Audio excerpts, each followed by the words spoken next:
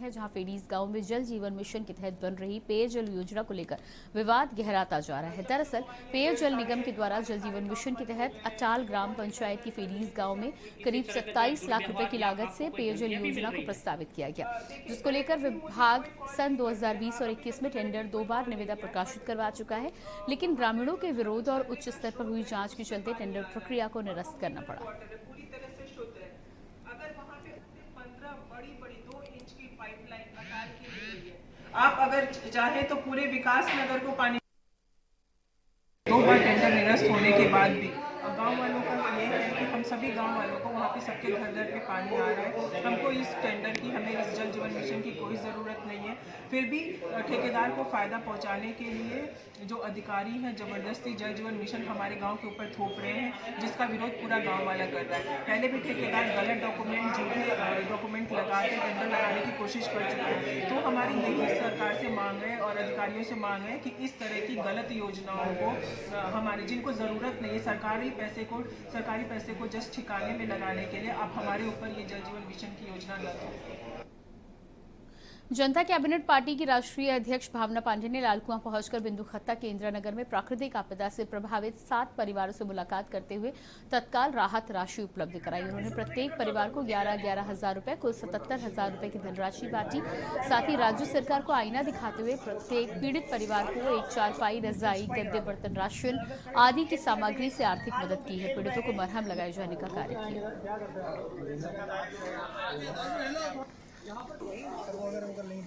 देखिए, मेरी तरफ से तो मदद ये है कि भाई मैं तो इन लोगों को और क्या कर सकती हूँ।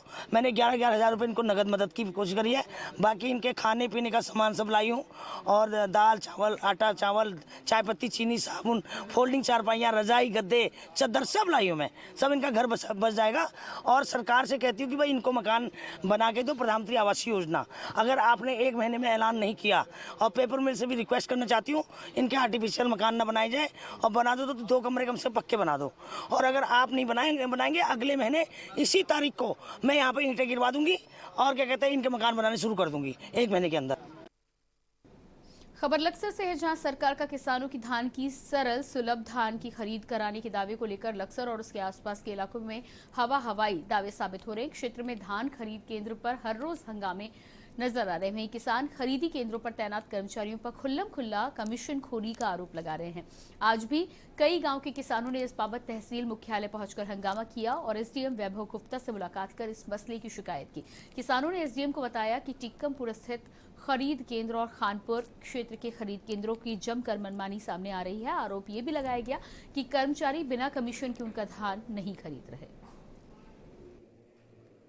गोवर्धनपुर में सरकारी धान क्रय केंद्र है, उसके विरुद्ध कुछ किसानों ने ज्ञापन दिया है कि वहाँ पर धान की खरीद नहीं की जा रही है।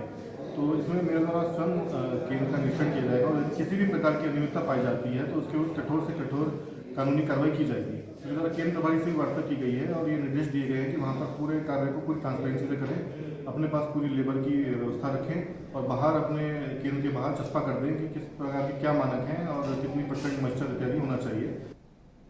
बुलेटिन में फिलहाल वक्त एक छोटे से ब्रेक का, फौरन हाजिर होते हैं। आप देख रहे हैं के न्यूज़, खबरों का सारथी। चलो यहाँ पर सही से स्पेलिंग। पूजा, मैं मार्केट से आता हूँ। मिस्टर, कार की चाबी? नहीं, मैं पैदल ही जाऊंगा। पापा, not dad। हाँ यार, अपनी दिल्ली सरकार बोलती है कि पॉल्यूशन कम करने के लिए हफ्ते में 1 बार अपनी गाड़ी से 1 ट्रिप कम करें, और उसकी बजाय पब्लिक ट्रांसपोर्ट या कारपूल का इस्तेमाल करें। It's a small request, make sense, no? Yes, और ये बात मैं आपसे कब से कह रही थी, लेकिन मैं हेल्थ के पॉइंट ऑफ व्यू से बोल रही थी। यू नो व्हाट, मैं भी यही सोच रहा हूँ कि जब दिल्ली सरकार और घर की सरकार एक ही बात बोल रही है तो सुन ही लेना चाहिए। चलो यू गाइस कैरी ऑन, मैं चलता हूँ, बाय। बाय पापा। एक हफ्ते में आप जितनी बार गाड़ी निकालते हैं, अब से बस 1 बार कम निकालें। बस 1 ट्रिप कम, आप मिलकर अपने हिस्से का पोल्यूशन कम करें। हफ्ते में गाड़ी का बस 1 ट्रिप कम करें। सुबह के लिए उड़ चला गैरों की ज़मीं पर, खुशबू अपने पन की ढूंढता। दूर कितना भेजा? इस जुबान से दूर ना जा पाओगे। विमल, बोलो जुबान केसरी।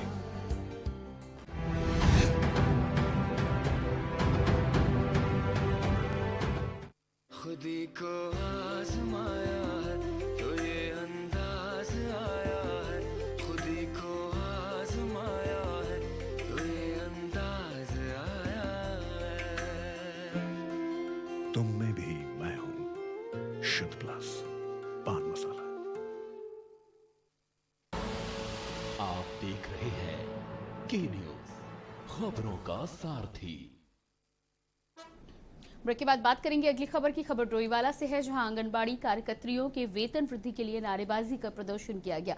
वहीं उनका कहना है कि शासन ने मांग नहीं मानी तो निर्वाचन के कार्यों सहित तमाम कार्यों का बहिष्कार किया जाएगा। आक्रोशित कार्यकर्ताओं ने जिले के ब्लॉक परिसर में धरना दिया है, साथ ही साथ सरकार के खिलाफ जमकर नारेबाजी भी की। सर, हमारी ये 10 सूत्रीय मांग है सरकार से। सबसे पहले तो हमारा विशेष है मानदेय बढ़ोतरी का, क्योंकि सरकार आज की डेट में जो हमें मानदेय दे रही है उसमें एक महिला के लिए घर चलाना बहुत मुश्किल हो रहा है।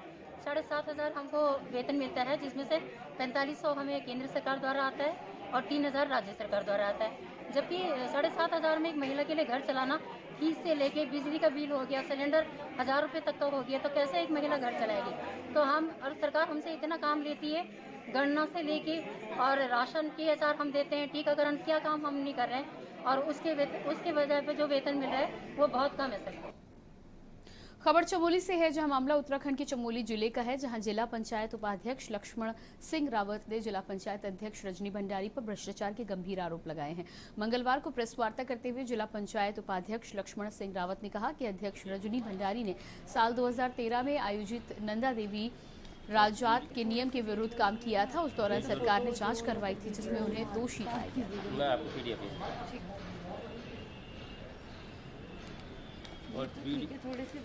जनपद चमोली का मामला है। मैं जिला पंचायत उपाध्यक्ष हूँ लक्ष्मण रावत, जनपद चमोली में। वहाँ पे आज की ये जो वार्ता है, इसका सबसे बड़ा मकसद ये है कि वहाँ पे लोगों का भुगतान लगभग 2-2 साल से हो नहीं पा रहा। जो ठेकेदार हैं उनका 2-2 साल से भुगतान नहीं हुआ, और 2 साल से पूर्व में भी जिन लोगों ने काम किया उन लोगों का भुगतान नहीं हुआ। उसमें ठेकेदारों ने बीच में वहाँ जिला पंचायत में तालाबंदी की थी, उन्होंने वहाँ पर धरना प्रदर्शन किया था। हमने एक जनप्रतिनिधि होने के नाते, उपाध्यक्ष होने के नाते, हमने अध्यक्ष जी को कहा, माने अध्यक्ष जी आप क्या ये मामला क्या है, इन लोगों का आप पेमेंट क्यों नहीं करो, भुगतान क्यों नहीं, इन लोगों के द्वारा काम किया गया है और इनका आप जल्द से जल्द भुगतान कराइए, है ना।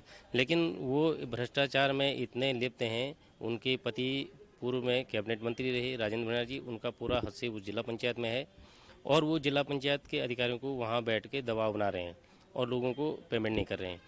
आपको मैं ये बता देना चाहता हूँ कि 2013 में जो राजजात हुई थी जनपद चमोली में, उस राजजात में जो भ्रष्टाचार हुआ था, उनके द्वारा जो भ्रष्टाचार हुआ था कामों को लेके, तो उसका तत्कालीन सरकार ने उसमें जांच बिठाई थी, और जांच में सरकार ने उनको दोषी पाया था कि भाई आपने एक्ट के खिलाफ काम किया है, और दोषी होने के बावजूद भी अभी उनको बचा रखा सरकार ने।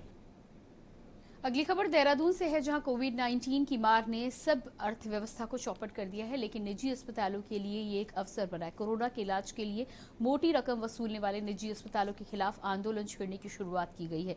प्रदेश के अभिनव थापड़ ने इस मुहिम की शुरुआत करते हुए बताया कि सुप्रीम कोर्ट में एक याचिका दी गई, जिसमें निजी अस्पतालों द्वारा लूटी गई मोटी रकम को वापस करने की अपील की गई है। देखिए, हमने माननीय सुप्रीम कोर्ट में जनहित याचिका दायर करी थी, जो कोरोना में पूरे देश में लगभग 1 करोड़ परिवार जो एडमिट हुआ था प्राइवेट हॉस्पिटल्स में, और उनको एक्स्ट्रा चार्जेस की जो मार झेलनी पड़ी। आपको खुद पता है, लाखों करोड़ों पे लोगों ने 2-2, 10-10, 20-20 लाख रुपए तक बिल दिया है कोरोना में।